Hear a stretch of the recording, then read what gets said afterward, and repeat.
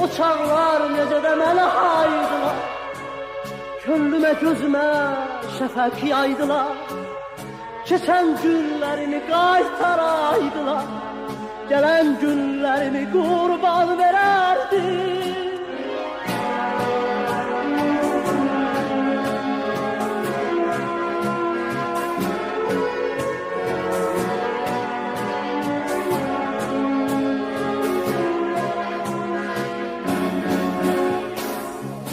Öyle ayrıldık ki seninleydik, bir de ayrılıktan ayrı düşmedik.